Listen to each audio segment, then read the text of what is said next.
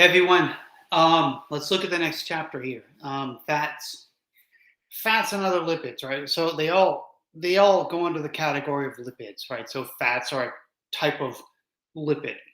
So lipids, anything that's not water soluble. So we can include in that things like wax and um, triglycerides is the main one we're going to talk about. But anyway, why do we use fats? Well, it's a source of energy, right? So you should know why, the purpose of lipids in our body. So it's a source of energy. It does provide some flavor, and we can cook with it. Um, it does contribute to the texture of food. It makes it a little less dry. Um, So there's three types that we're going to talk about, and the first one's going to be triglycerides. That's the main dietary lipid. So when you think about cooking with olive oil or bacon fat or Crisco, whatever, that's a triglyceride, right? Saturated fats, unsaturated fats. There's also a molecule called phospholipids, which make up our cell membranes. It's not really something that we eat. So I guess that's going to be like kind of a secondary type of lipid. But we do eat cholesterol, and I'll give you an example. An egg yolk is mostly cholesterol. So we eat cholesterol and we eat triglycerides. So let's take a look at triglycerides. So I envision it like a letter E. So you're gonna have like a letter E, and then you have part of the letter E that's like this, and then you have like three of these things, right? So the part of the letter E that's vertical, that's a molecule called glycerol. We're not so concerned with that in this lecture, but it's a molecule called glycerol. It's not actually like a fat. It's not a lipid. Glycerol is more like a carbohydrate. So that's this part of the E, and then the three parts that are like that, those are called fatty acid chains. That's the part that we're concerned about with this chapter.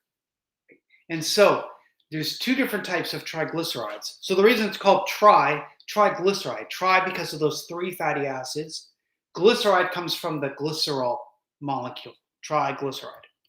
Right? So some of them are saturated, some are unsaturated, and here's two main differences between saturated fats and unsaturated fats. Saturated fats tend to come from animals, and they tend to be, well, they are solid at room temperature. So think about butter laying out on the counter, it's solid. Whereas something like olive oil, canola oil, peanut oil, those are all liquids at room temperature. They tend to come from plants. Now, there's a couple of exceptions that I'll talk to you about in a minute, right? But they tend to come from plants. Okay, the most important difference is one that we really don't cover much because we didn't talk about the chemistry, and we really should have gone over chemistry, but there is something called a double covalent bond. And what that's going to do, long story short, a double covalent bond is going to create like a space, like an opening in the molecule. It creates like a hole in the molecule, right? So saturated fats have a wall of hydrogen atoms around it, so it's saturated with hydrogen. It does not have a double covalent bond. Unsaturated fats do, and therefore they've got like this opening, this space, and it's not saturated. There's not like a wall of hydrogens going around the molecule. So there's like an opening there, like a space to go in there and bust it up. Right? So there's like a hole in the wall that surrounds the molecule. So unsaturated fats have double covalent bonds. This is like just one of the pictures I pulled off the internet. These are fatty acid chains. So usually what we do in chemistry, we measure things by the number of carbons they have. For example, glucose is like a 6-carbon molecule. That gives me an idea how big or how small it is, right? So these little gray dots here represent carbons. So the fats that we typically eat are around 18 carbons long. So if you were to count this out, I don't know if there's 18 carbons, but there should be around 18 carbons. And then you see these lighter gray circles going around it. Those are hydrogen atoms. So if you look at the saturated fat at the top, there's hydrogen atoms going all the way around. So it's saturated with hydrogens. But look at these other three down here. See right here, there's like this opening. There's a place where these hydrogens are not attached. So there's like a hole here where you can kind of go in there and break it up. This equal sign means double covalent bond, if you're familiar with like basic chemical bonds, right? So this top one is a saturated fat. We call it stearic acid. I'd like for you to know the names. I believe I have it on the next slide. And then we have monounsaturated, meaning that there's one opening. That's it, just one. Whereas here there's two, and here there's three. So these two molecules here, whether it has two openings or three or four, we call it polyunsaturated. Poly meaning many. So these are the four main types. You have stearic acid. You have what's called oleic acid. Monounsaturated is called oleic acid. I'll give you an example. Olive oil is oleic acid. So right here. Then you have linoleic. It's oleic with the word lin in front of it. Linoleic acid. And then you have linolenic acid, and that's this one down here. So you notice something else. They're calling this one omega-6, and they're calling this one omega-3. The reason why is there's two ends of this molecule. So if I go to this end down here with like the red, that's the alpha end. Then on the other side of it, the omega end, right? So it's a way to, I could draw your attention. I could say, hey, everyone, look at the omega end, and then you're going to go to this side, right? So look at here at this omega-3. Here's the omega end. Now we're going to count. 1, 2, 3. There's your opening. So the third carbon in from the omega end is your opening. Or up here, it's the same thing. 1, 2, 3, 4, 5, 6 carbons in. There's your opening, your double covalent bond. So that's omega-6. So omega-3 are like the best, the healthiest fatty acids. And then after that, I would just kind of work my way up. Omega-6, a little bit less healthy than omega-3, and then monounsaturated, and then stearic acid, the least healthy of them. And so I've got them marked out here. The 18, you don't have to know this part, the 18, 0, 18, 1, but all that means is 18 means the number of carbons. And then the other number means the number of openings. So if you remember that one at the top is 18, 0, no openings. But this is 18, 1. So it's got one opening, oleic acid. Linoleic acid is 18, 2, and linolenic, otherwise known as omega-3, 18, 3. 3 openings, right? The 3 doesn't, omega-3 doesn't mean because it has 3 openings. It means how many atoms over from the end is that first opening. So 18, 2, 18, 3, linoleic, linolenic are essential fatty acids. So remember, essential anything means that our body needs it and we cannot make it ourselves. So there's essential amino acids, there's essential fats, there's essential carbohydrates. Trans fats. So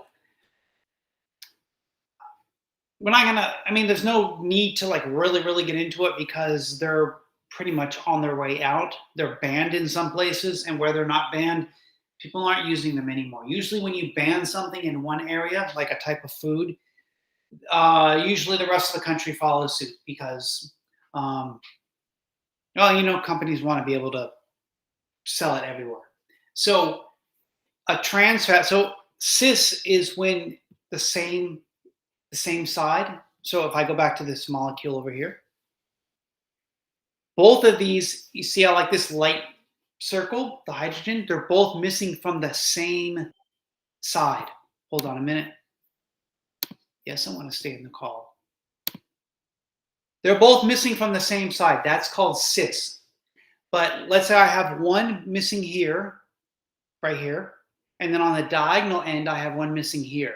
So if I were to take this one here and put it over here, so trans, like diagonally, that's a trans fat, right? So those are pretty much thought to raise a bad type of cholesterol called low density lipoproteins, or LDLs.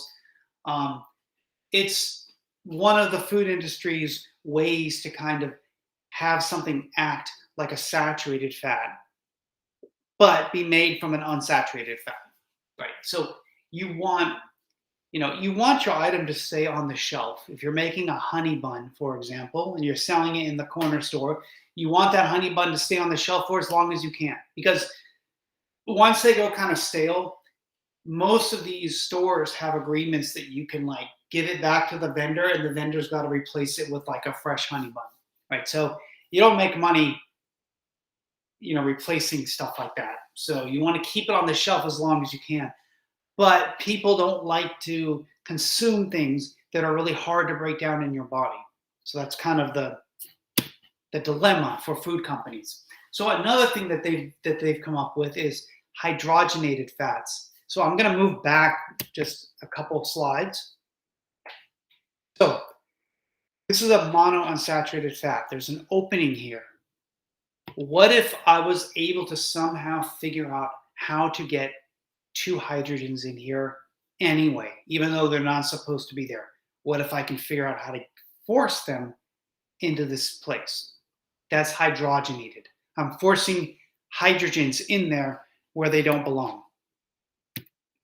So what you've done is you've taken something that should be liquid and you've made it a solid.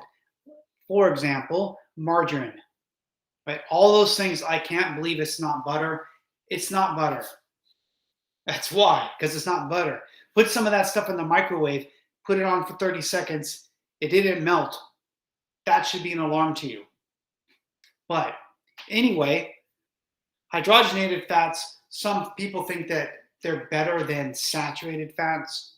Some people think that they're not. I happen to be in that group. That if you're gonna put something on your toast, just put butter and then just eat sensibly. Right? There's no way around the fact that we eat too much food. Right? So that's it.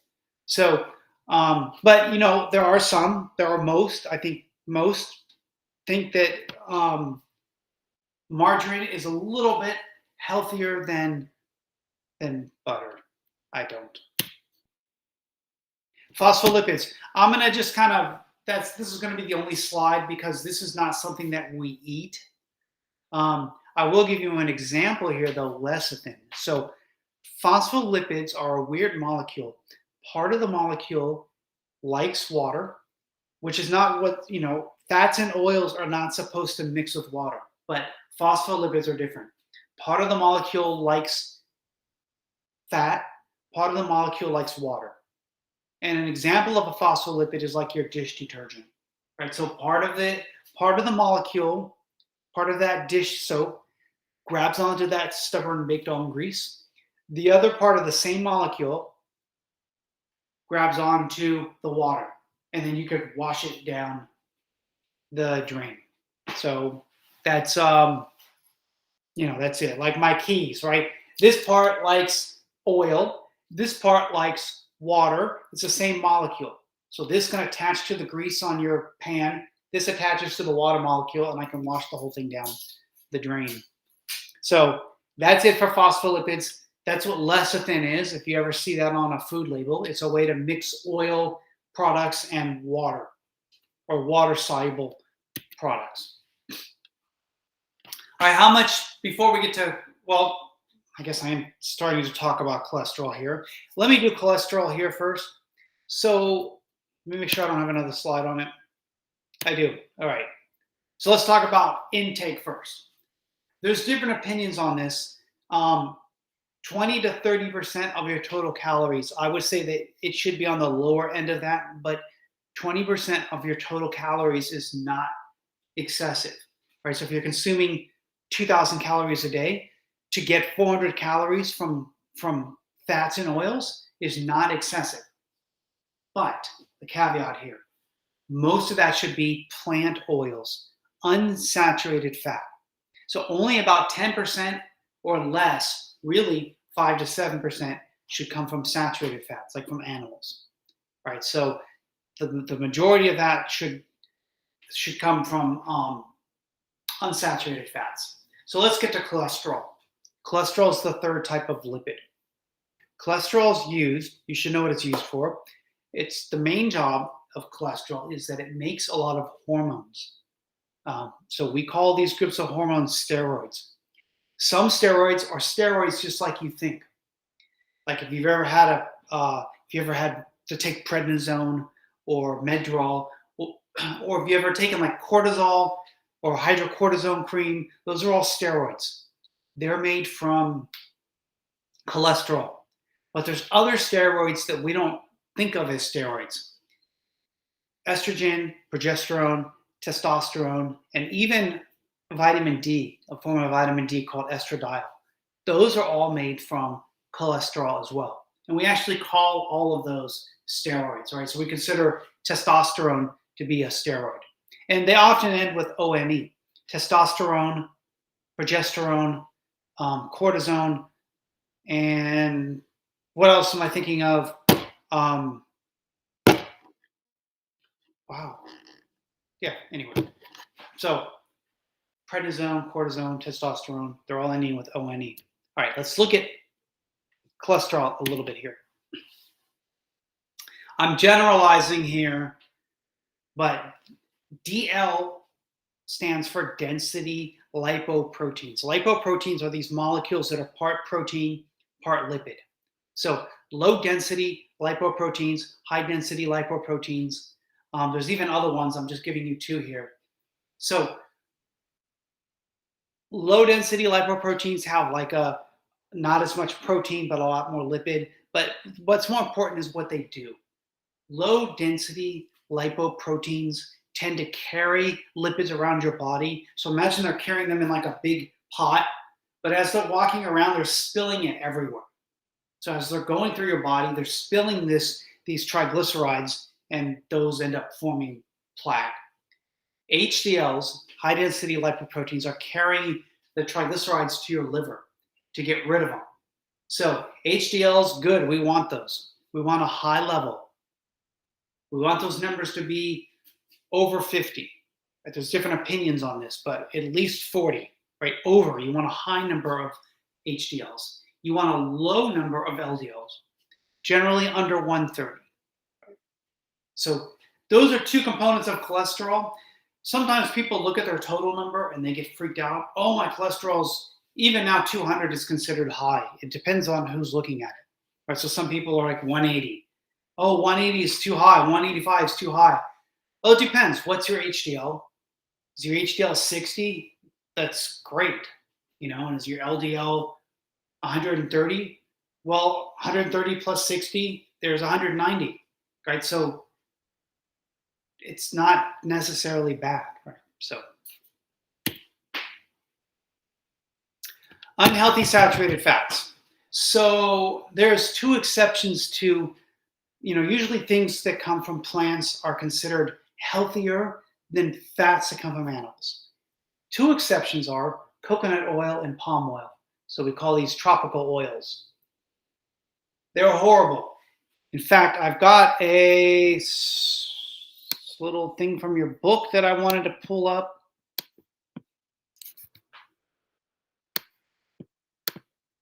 Looks like I'm not going to be able to pull it up. Hold on. There we go. All right. So I had to pull it up. All right. So these are different kinds of lipids. Blue line, bad, saturated fats. What color is that? Like an orangish? That's good. Like, I want to consume a lipid with a high level of this, with polyunsaturated fats, especially omega-3. So I want large amounts of this. I want low amounts of the blue. And so look what's at top. With the highest amount of saturated fats, higher than beef fat, higher than lard, higher than chicken fat, is coconut oil and palm oil. You see it's twice here, right? But palm oil, anyway, bad, right? So there's exceptions to it. And then there's another thing here that even though you have olive oil, for example, so look at olive oil here. It's not that olive oil is unsaturated, right?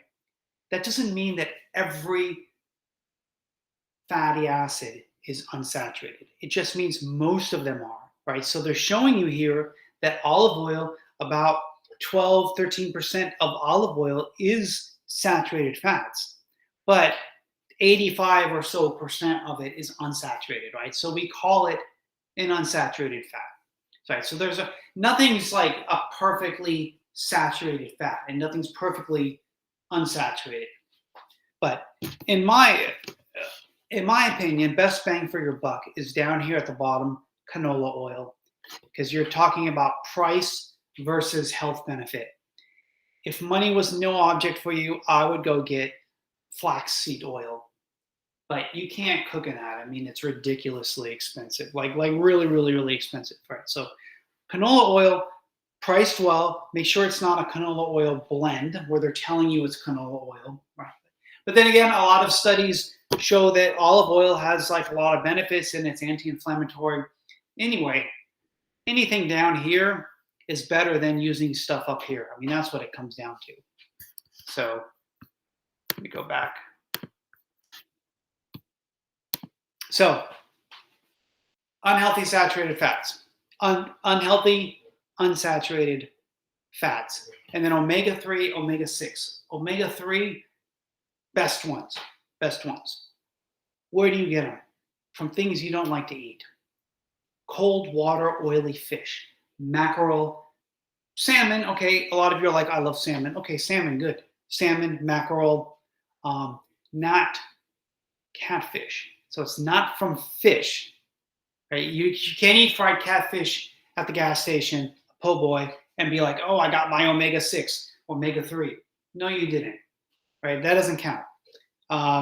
It's a fish like mackerel that you wouldn't necessarily like to eat. Walnuts, if you like walnuts, green leafy vegetables. By the way, walnuts, don't go crazy with nuts, right? Handful, that's enough because they're very high calorie. They're calorie dense, right? But they're good. So here's the thing. Omega-6 fatty acids are good as well, but you don't want too many. And soybeans are an example of omega-6 fatty acids. So there's like a balance. And when you get too many omega-6, it pushes the omega-3 down and vice versa. Right? So you want a balance. You want not a balance, but you want like a certain ratio. Right? So you want it to be about 5-to-1 would be like the best, right? So 5 parts omega-6 and then 1 part omega-3. But you don't want to push the omega-6 way up there and that pushes down the omega-3. Right? So we eat a lot of soybeans in our diet, or soybean oil in our diet. After corn, it's probably the most common plant in the United States. And then how do we break down lipids? Bile, I should have gone down here first. Bile is a substance made by cholesterol. It's another thing made by cholesterol, bile. And bile takes the big drops of fat and makes them smaller so that the enzyme, which is called lipase, can go and finish it off. So you're going to notice that most, not all, but most enzymes end with ASE. And in nutrition, these enzymes are going to do the same thing. They're going to break down our food. So ASE means it's an enzyme. LIP from lipids. So lipase is an enzyme that breaks down lipids. So first, bile has to break it down smaller. Then the lipase can go in and completely break it down. So you need both. Oh, there we go. So that's the end of this. That's the end of this chapter. Let me know if you have any questions. And your next chapter is going to be proteins.